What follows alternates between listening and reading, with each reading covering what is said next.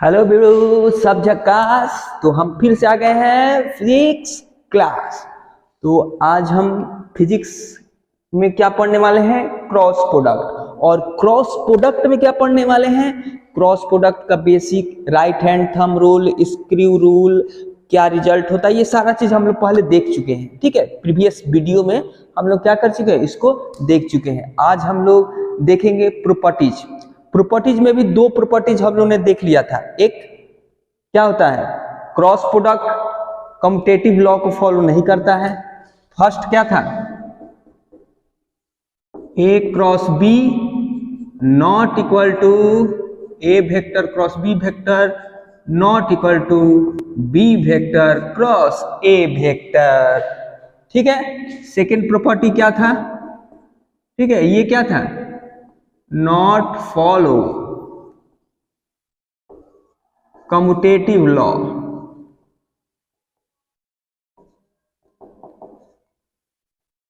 ठीक है, क्या फॉलो करता है, सेकेंड डिस्ट्रीब्यूटिव लॉ को फॉलो करता है। डिस्ट्रीब्यूटिव लॉ को ये फॉलो करता है। डिस्ट्रीब्यूटिव लॉ क्या कहता है, A cross B plus C equal to A cross B plus A cross C. ये भी वेक्टर है, ये भी वेक्टर है, ये भी वेक्टर है, ये भी वेक्टर है, ये भी वेक्टर है, ये भी वेक्टर है। ठीक है, डिस्ट्रीब्यूटिव लॉ क्या कहता है कि जब ए वेक्टर का क्रॉस करना है, तीन वेक्टर है, एक वेक्टर ए है, दूसरा बी है, तीसरा सी है, दो वेक्टर एडिशन के फॉर्म में है, बी प्लस सी, उसका क्रॉस करना है किसके, ए के साथ। तो इस तरह से क्रॉस करना है कि ए के साथ बी का पहले करेंगे प्लस ए के साथ सी का करेंगे, तो ये दोनों जो वैल्यू आएगा वो इक्वल आएगा। यही कहता है डिस्ट्रीब्यूटिव लॉ। तो जो क्रॉस प्रोडक्ट है वो डिस्ट्रीब्यूटिव लॉ को फॉलो करता है। आगे देखेंगे थर्ड में, और क्या इसमें प्रॉपर्टी है कि जब दो वेक्टर सेम हो, इक्वल हो, मतलब जैसे नहीं होता है कि ट्विंस, ठीक है, नहीं जुड़वा, जब दो वेक्टर एक ही हो, ए हो और ए हो, ठीक है, मान लो कि दो वेक्टर कौन सा है, A vector cross A vector, दो वेक्टर क्या हो, सेम हो, तो उसका क्रॉस प्रोडक्ट क्या होगा, तो सर क्रॉस प्रोडक्ट क्या होगा, तो क्रॉस प्रोडक्ट होगा उसका जीरो। क्रॉस प्रोडक्ट क्या होगा, जीरो होगा। कैसे, ऐसे दो वेक्टर रहता है, उसका क्रॉस प्रोडक्ट निकालने के लिए क्या करते हैं, पहिल का वेक्टर का मैग्नीट्यूड, दूसर का वेक्टर का मैग्नीट्यूड, और इसके बीच का एंगल। तो दोनों सेम वेक्टर है, माने एक ही वेक्टर है, ठीक है, समझ रहे हो, एक ही वेक्टर है, तो एक ही वेक्टर को मान ले दो को बना दिए, ठीक है, सेम वेक्टर, तो उसका बीच का एंगल कितना होगा, जैसे ये दोनों, ये भी ए है, ये भी ए है, तो दोनों इसके बीच का एंगल कितना होगा, जीरो, जीरो होगा, तो साइन जीरो, तो साइन जब जीरो होगा और एन, तो ये क्या बन जाएगा, ये बन जाएगा जीरो, ये क्या बन जाएगा, जीरो, या इसको कहेंगे नल वेक्टर भी कह सकते हैं। इसको क्या कह सकते हैं, नल वेक्टर भी कह सकते हैं। इसको क्या कह सकते हैं, नल वेक्टर। जब दो, क्योंकि देखो किसी भी दो वेक्टर का क्रॉस प्रोडक्ट करते हैं तो जो उसका रिजल्टेंट आता है वो वेक्टर आता है। किसी भी दो वेक्टर का जब आप क्रॉस प्रोडक्ट करोगे, वेक्टर प्रोडक्ट करोगे, तो दोनों वेक्टर का जो रिजल्टेंट आएगा वो वेक्टर होता है। तो यहां पर भी तो दो वेक्टर का क्रॉस प्रोडक्ट कर रहे हैं, तो हाँ सर, तो यहां पर भी जब दो वेक्टर का क्रॉस प्रोडक्ट कर रहे हैं तो इसका भी रिजल्टेंट तो आएगा वेक्टर ही। तो हाँ सर, तो ये इस जीरो आ रहा है, तो जीरो को कौन सा वेक्टर कहते हैं, नल वेक्टर सर। तो ये क्या हो जाएगा, नल वेक्टर। उसी तरह से जब दो वेक्टर का, जब दो वेक्टर है, ए वेक्टर है एक और एक बी वेक्टर है, और दोनों वेक्टर क्या हो, परपेंडिकुलर हो, जब दोनों वेक्टर क्या हो, परपेंडिकुलर हो, मतलब उनके बीच का एंगल 90 डिग्री हो। दो गो वेक्टर है और दोनों वेक्टर का बीच का एंगल कितना हो, 90 डिग्री हो, देन उसका रिजल्टेंट क्रॉस प्रोडक्ट क्या होगा। तो सर सिंपल, जैसे यहाँ पे 0 डिग्री एंगल रखे हैं, यहाँ पे 90 डिग्री एंगल रख दीजिए। दोनों वेक्टर का क्या हो जाएगा, ए वेक्टर का मैग्नीट्यूड, बी वेक्टर का मैग्नीट्यूड और साइन 90 डिग्री, क्या हो जाएगा, साइन 90 डिग्री। तो ये क्या हो जाएगा, ए वेक्टर, बी वेक्टर और साइन 90, साइन 90 कितना होता है, तो सर 1, कितना होता है 1। तो ये क्या आएगा, ए वेक्टर का मैग्नीट्यूड और बी वेक्टर का मैग्नीट्यूड। तो जब दो वेक्टर क्या हो, परपेंडिकुलर हो, और तो उसका रिजल्टेंट निकालना है, क्रॉस प्रोडक्ट निकालना है, तो दोनों वेक्टर के मैग्नीट्यूड का मल्टीप्लाई कर दो, समझे, दोनों वेक्टर को मल्टीप्लाई कर दो, ठीक है। एन तो होगा ही, क्या यूनिट वेक्टर तो होगा ही। जैसे मान लो कि ए क्रॉस बी करना है ना, तो ए क्रॉस बी, थंब कहां जाएगा, अंदर, थंब कहां जा रहा है, अंदर, ठीक है। इतना हो गया। अब क्या बचा है, ये हो गया, 0 हो गया, ये हो गया, ठीक है। तो आप ये भी कह सकते हो, एक चीज और हो सकता है कि जब दो वेक्टर पैरेलल हो, ठीक है, जब दो vector, if two vectors are parallel, then cross product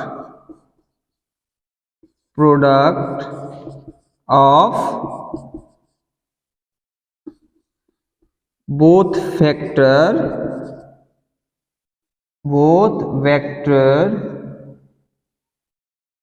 are 0.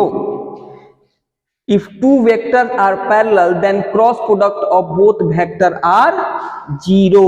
जब दो वेक्टर पैरेलल हो, मतलब उसके बीच का एंगल 0 हो, तो उसका क्रॉस प्रोडक्ट ऑलवेज 0 होगा। क्रॉस प्रोडक्ट ऑलवेज क्या होगा, 0 होगा। यदि इसको नोट करना है तो आप इसको नोट कर सकते हैं। अगला प्रॉपर्टीज लिखाने जा रहा हूं मैं, इसे मिटा दो, ठीक है।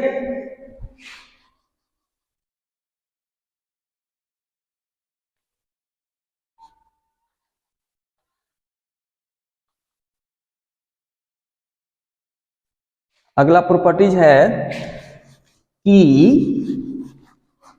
ये है, ये देखिए एक चीज कि मान लीजिए, ये देखिए, ठीक है,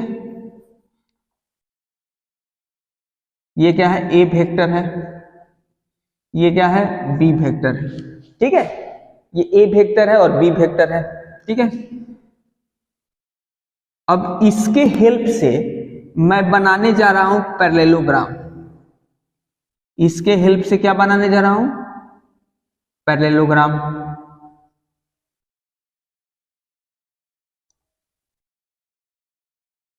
ठीक है, ये क्या है, पैरेललोग्राम। इसका नाम भी दे देता हूं A B C D, A B C D. ये क्या बन गया, पैरेललोग्राम, जिसका जो साइड है, ठीक है, वो वेक्टर फॉर्म में दिया हुआ है, ए वेक्टर और बी वेक्टर, ठीक है। एक पैरेललोग्राम है जिसका दो साइड वेक्टर के फॉर्म में दिया हुआ है, एक ए वेक्टर, दूसरा बी वेक्टर। आपको बताना है कि इसका एरिया कितना होगा, इस पैरेललोग्राम का एरिया कितना होगा। एरिया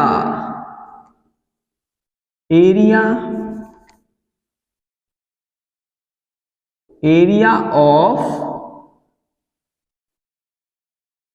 पैरेललोग्राम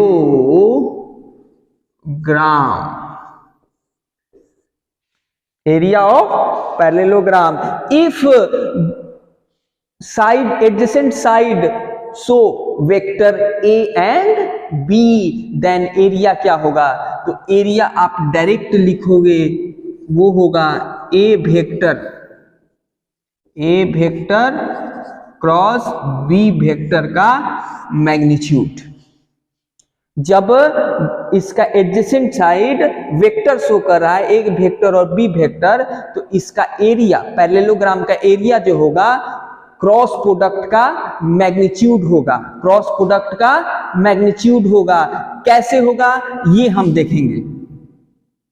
देखिए पहले सबसे पहले ये बताइए आप कि एरिया ऑफ पैरेललोग्राम क्या होता है? एरिया ऑफ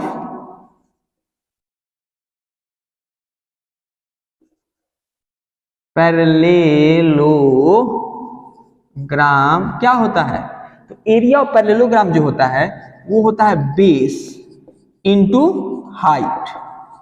यही होता है, बेस इंटू हाइट होता है क्या? Area of parallelogram. तो ये आप बताइए कि इसका बेस क्या है? बेस इंटू हाइट होता है ना बउआ। तो ई हाइट हो गया है, ई मान लेते हैं थीटा दिया है, ई थीटा दिया है, तो ई हाइट हो गया, ई परपेंडिकुलर लाइन खींच दिए हैं तो ई हाइट हो गया। हाँ सर हो गया। तो बेस यहाँ पे क्या है? ये ए वेक्टर है, इसका मैग्नीट्यूड निकाल देंगे तो ये बेस हो जाएगा। तो हाँ सर हो जाएगा। तो ये लिख सकते हैं ऐसे। हाँ सर। अब हाइट क्या होगा? तो हाइट के लिए ये लेंथ एच क्या होगा? तो एच जो होगा, एच क्या होगा सर? तो एच जो होगा वो होगा, इसके लिए क्या निकाल दो? क्या निकाले सर? बुझाइए नहीं रहा है। तो इसके लिए आप निकाल दो क्या? Sine theta. साइन थीटा क्या हो जाएगा? एच बाई बी वेक्टर का मैग्नीट्यूड। हाँ सर सही बोल रहे हैं। तो एच कैसे? ये थीटा साइन थीटा ये परपेंडिकुलर बना रहा है, ए ये देखो ये राइट एंगल ट्रायंगल बना रहा है, तो साइन थीटा। तो साइन थीटा क्या होता है? परपेंडिकुलर बटा हाइपोटेन्यूज। तो परपेंडिकुलर एच है बटा हाइपोटेन्यूज, तो ये एच क्या हो जाएगा? ये B vector into sine theta. तो ये बताइए एच के जगह पर ये जो हाइट है यहाँ पे इसको लिख सकते हैं? तो हाँ सर लिख सकते हैं। तो ये बताइए ये होता क्या है? ए वेक्टर का मैग्नीट्यूड बी वेक्टर का मैग्नीट्यूड है साइन थीटा। सर ये तो पढ़ाए थे। क्या पढ़ाए थे? तो ये ए क्रॉस बी वेक्टर का मैग्नीट्यूड होता है। ए क्रॉस बी वेक्टर का मैग्नीट्यूड क्या होता है? Magnitude of A magnitude of B and angle between both vector का साइन। ठीक है, मैग्नीट्यूड ऑफ ए बी और साइन थीटा, ये थीटा इन दोनों के बीच का एंगल है। तो यही तो इसका क्या है? एरिया। क्योंकि एरिया क्या होता है? Base into height. बेस क्या है? ये ए वेक्टर। हाइट क्या है? ये जिसको हमने इससे निकाल दिया। तो ए बी साइन थीटा को ये नहीं लिख सकते हैं ए क्रॉस बी? तो हाँ सर लिख सकते हैं। तो समझे बउआ? तो यदि दो वेक्टर मिलके एक पैरेललोग्राम बना रहा है, दो वेक्टर मान लो पैरेललोग्राम बना हुआ है, ठीक है, उसका जो एडजेसेंट साइड है पैरेललोग्राम का एडजेसेंट साइड क्या होता है? ये मान अगल बगल के पड़ोसी। तो पड़ोसी जो साइड है वो ए वेक्टर और बी वेक्टर शो कर रहा है और उसको पूछ दिया आपको क्या? एरिया निकालिए। तो सिंपल आंख बंद करके सर एक वेक्टर क्रॉस बी वेक्टर का मैग्नीट्यूड, ए वेक्टर क्रॉस बी वेक्टर का मैग्नीट्यूड। ठीक है, इतना आपको समझ में आया? अच्छा ये बताइए एक चीज कि यदि इसको हम यहां से मिला दें, ठीक है, इसको हटा दें, ये ट्रायंगल बन गया। ट्रायंगल बना कि नहीं? ठीक है, ट्रायंगल बना कि नहीं? बना ना जी? तो ये जो ट्रायंगल बना ये पूरे का हाफ होगा कि नहीं? ये जो ट्रायंगल बना इस पैरेललोग्राम का हाफ होगा, ठीक है। तो एरिया ऑफ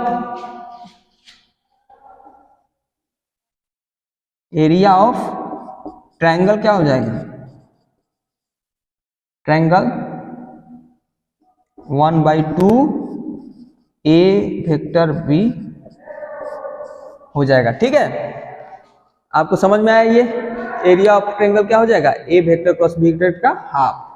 यदि ये मेरा वीडियो आपको अच्छा लगा हो तो इसको लाइक करें और सब्सक्राइब करें, ठीक है। जय हिंद।